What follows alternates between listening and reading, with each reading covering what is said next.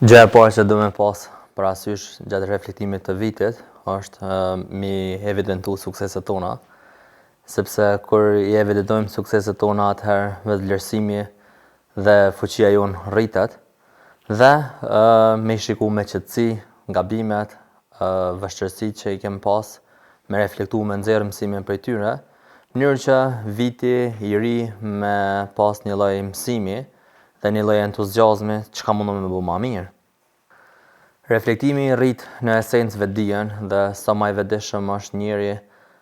është më në kontakt me veten dhe më në vetë kontroll dhe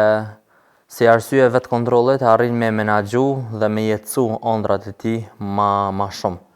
Dhe reflektimi nxjerr mësime kushtimisht dhe sjell një lloj vetëpërmirësimi për vitin 2026, këtë rast vitin e ri, dhe sa më shumë që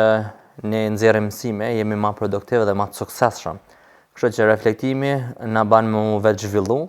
pa pas nevojë me përjetu shumë dhimbje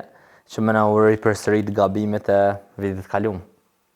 Kur vjen fundi i vitit, vjen një zile vetdijes dhe kjo na rikujton edhe një herë që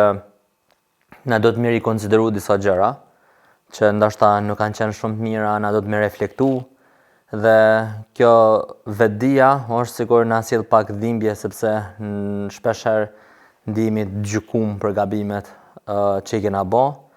dhe automatikisht e kritikojmë veten për mungesën e arritjes të suksesit ose targeteve ose qëllimeve që kena pas brenda vitit dhe kjo sjell një lloj presioni të brendshëm. Por e mirë është që me reflektu për gjërat pozitive, me reflektu për sukseset dhe me u ndikënor për ato suksese, dhe kjo kish pas me ul stresin pavarësisht dështimeve që ke mujt me pas gjatë vitit kaluar. Padyshim, njeriu është i predispozuar për me i nda vitet edhe me nda jetën në vite dhe automatikisht kjo ndasi na sjell një lloj nevoje për vëmendje brenda